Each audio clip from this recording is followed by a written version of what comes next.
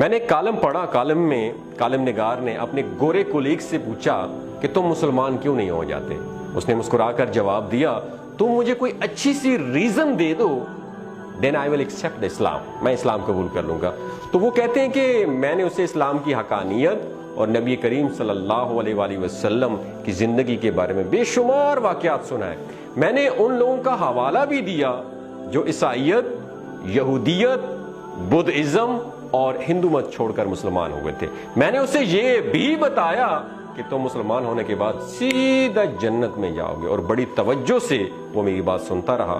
میں خاموش ہوا تو اس نے ہنس کر کہا، ہماری کمپنی میں 2 درجن مسلمان ہیں، تم مجھے کسی ایک کا حوالہ دو جس کو دیکھ کر میں مسلمان ہو جاؤں۔ وہ کہتے ہیں کہ میں حیرت سے اس کی طرف ہکا بکا ہو کر دیکھنے لگا تو وہ بولا، تم مسلمان اگر مل کر بھی اخلاقی لحاظ سے ہمارے کسی کرسچین ساتھی کا مقابلہ کر لو تو میں مسلمان ہو جاؤں گا۔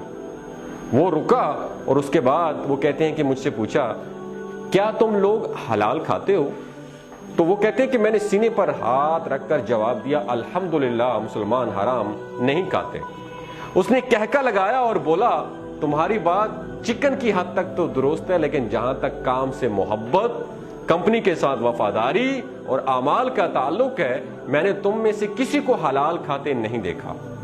دفتر آنے کا وقت 9 بجے اور چھٹی کا وقت 5 بجے، لیکن تم لوگ ہمیشہ 5-10 منٹ لیٹ آتے ہو اور جلدی نکل جاتے ہو، جبکہ میں روزانہ 8:45 بجے دفتر پہنچتا ہوں، اپنا سامان ڈیسک سیٹ کرتا ہوں، کوٹ اتار کر لٹکاتا ہوں، لیپ ٹاپ آن کرتا ہوں اور ٹھیک 9 بجے کام سٹارٹ کر دیتا ہوں۔ میں شام 5:30 بجے دفتر سے نکلتا ہوں، آدھا گھنٹہ اپنی چیزیں سمیٹتا ہوں، میز اور ڈیسک صاف کرتا ہوں، کرسیاں سیدھی کرتا ہوں، پردے سیدھے کرتا ہوں، لائٹس آف کرتا ہوں، درازیں لاک کرتا ہوں اور پھر دفتر سے نکلتا ہوں، جبکہ تم لوگ 4 بجے کام بند کر دیتے ہو اور گھنٹہ ٹہل کے گزارتے ہو اور ڈیسک صاف کیے بغیر اور اپنی چیزیں سمیٹے بغیر نکل جاتے ہو۔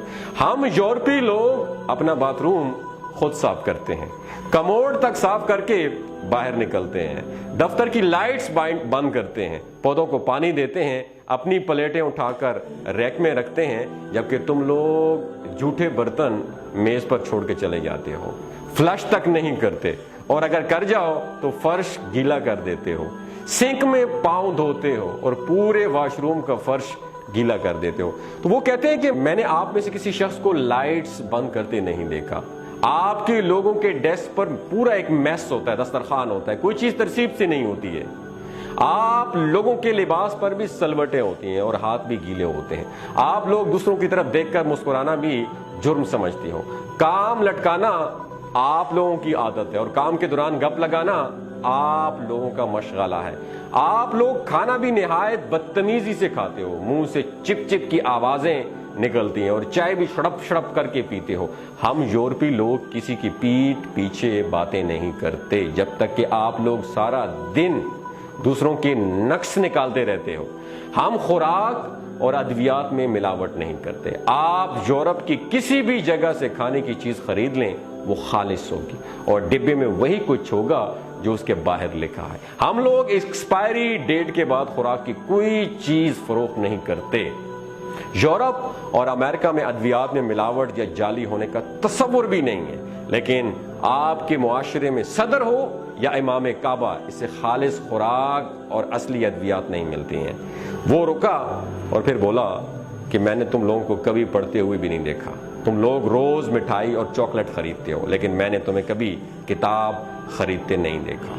کتاب اور علم سے یہ دوری میرے لیے حیران کن ہے۔ ہم مرغی ہو یا گائے ذبح کرتے ہیں جب ذبح خانے ہوں، شہریوں کو اس کا خون نظر آتا ہے اور نہ ہی اوجڑی، جبکہ تم لوگ روزانہ گلیوں اور بازاروں میں جانور ذبح کرتے ہو اور اسے نالیوں میں تڑپنے کے لیے چھوڑ دیتے ہو، اور آخر میں اس کی آلائشیں چوکوں اور گلیوں میں پھینک کر چلے جاتے ہو اور انہیں کتے، کوے اور چیلیں بھنبوڑتے رہتے ہیں۔ تم تنور پر چلے جاؤ یا قصاب کی دکان پر، وہاں مکھیاں اور کاکروچ تمہیں ویلکم کریں گی۔ تم اپنے مولوی حضرات کو دیکھ لو، ان کا لباس گندا، حلیہ بے پرواہ اور پیٹ حدیں کراس کرتا ہوا نظر آئے گا۔ سوال یہ ہے کہ جو شخص اپنے 6 فٹ کے قد پر اسلام نافذ نہیں کر سکا، اس سے مجھے کتنا ایمان مل جائے گا؟ اور آخری بات، کیا تمہارے معاشرے میں عورتوں بچے اور کیا جانور یہ محفوظ ہیں؟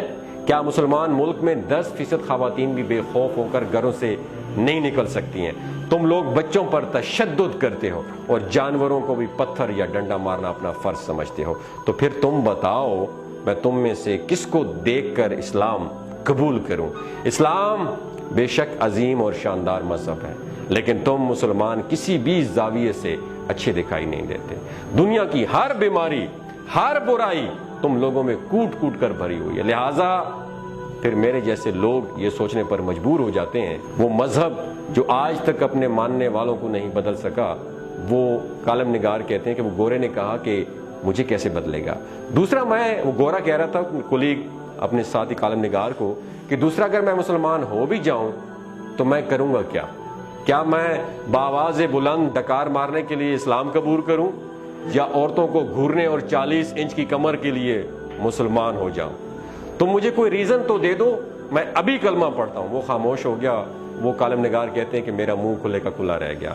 شیخ فرید صاحب رکے، یہ کالم نگار تھے، ان کا نام تھا شیخ فرید صاحب، رکے، پھر لمبی لمبی سانس لے کر بولے میں اس گورے کی باتوں پر آج بھی شرمندہ ہوں، اور میں نے اس کے بعد کسی غیر مسلم کو تبلیغ نہیں کی، اور میں یہ مانتا ہوں کہ میں 84 سال کی عمر میں خود کو مسلمان نہیں بنا سکا، میں اسلام کے معیار پر پورا نہیں اتر سکا۔ اب سوال یہ ہے کہ اس گورے نے کون سی بات غلط کی تھی؟ آپ سے پوچھ رہا ہوں، کیا ہم مسلمان ایسے مسلمان نہیں ہیں؟ دنیا میں ہر سال صفائی پسند، پرسکون اور پرامن ملکوں کی فہرست شامل ہوتی ہے۔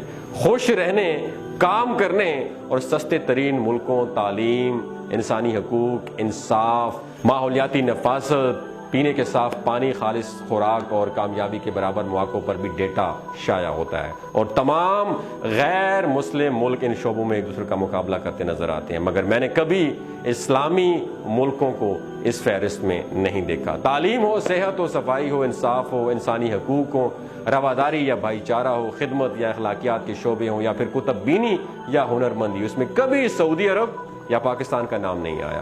ہم پورا عالم اسلام سال میں جتنا کاغذ استعمال کرتے ہیں اتنے کاغذ امریکہ کا ایک شہر بوسٹن ریسرچ پیپر میں استعمال کر دیتا ہے۔ کتاب خواہ اسلام کے بارے میں کیوں نہ ہو، لیکن اس کے سب سے زیادہ خریدار امریکہ اور یورپ میں پائے جاتے ہیں۔ قرآن مجید اور احادیث پر سب سے زیادہ ریسرچ یورپ میں ہو رہی ہے۔ خانہ کعبہ کے فرش کا ماربل بھی یورپ سے امپورٹ ہوتا ہے، اور اسے اٹلی کی کمپنیاں کاٹتی اور پالش کرتی ہیں، اور یہی اسے فرش پر لگواتی ہیں۔ عالم اسلام کی تمام مساجد میں اذان اور تلاوت بھی یہودی کمپنیوں کے ساؤنڈ سسٹم سے نشر ہوتی ہے، اور ہم سب لوگ ادویات بھی انہی کی استعمال کرتے ہیں۔ لہٰذا پھر یہ سوال ہے کہ اقوام عالم کی گلیوں میں اسلام اور مسلمان ہے کہاں؟ ہمارا کنٹریبیوشن کیا ہے اور کہاں پہ ہے؟ دنیا جہاں کی برائیاں، خامیاں، کمزوریاں اور آزمائشیں صرف ہمارے کھاتے میں کیوں درج ہوتی ہیں؟ وہ قوم جو اپنے مسلمان بھائیوں کو اسلام کے نام پر قتل کر دیتی ہے اور مسجد پر حملہ کر کے 200 نمازیوں کو شہید کر دیتی ہے، کیا وہ اسلام جیسے عظیم مذہب کو ڈیزرو کرتی ہے؟ ہم مسلمانوں کی زندگی میں بھی اسلام کہاں ہے؟ یہ جو اس کالم میں یہ باتیں بتائی گئی ہیں، باتیں تو سچی ہیں، پر ہمیں شرم نہیں آتی۔ ہم ڈھیٹ لوگ ہیں، خود علم نہیں ہوتا، کتاب پڑھنا تو دور کی بات، ہاتھ بھی نہیں لگاتے، اور دوسروں سے ہر بات پہ ریفرنس مانگ رہے ہوتے ہیں۔ دوستو، اگر میری کوئی بات آپ کو بری لگی ہے تو میں معذرت چاہتا ہوں، لیکن اگر ہم نے دنیا پہ حکومت کرنی ہے، عالم اسلام پر حکومت کرنی ہے، ہم نے غیر مسلموں پر حکومت کرنی ہے، تو ہمیں کتاب کو پکڑنا ہوگا، ہمیں قرآن مجید کو اپنا ہتھیار بنانا ہوگا، تب جا کے ہم ان کا مقابلہ کر سکتے ہیں، ورنہ کرپشن، ملاوٹ، بے ایمانی، ان ساری اور دھوکہ، جھوٹ، ان سب چیزوں کے ہوتے ہوئے ہم صرف نام کے مسلمان ہیں۔ خدا را اپنے آپ کو سدھارو اور ایک اچھا مسلمان ہو کر دوسروں کو تبلیغ کرو تاکہ دوسروں کی زندگیاں بدل سکیں۔ اگر آپ کو اس ویڈیو سے کوئی بھی اچھا پیغام ملا ہو تو اسے دوسروں کے ساتھ ضرور شیئر کیجیے گا۔ بہت شکریہ۔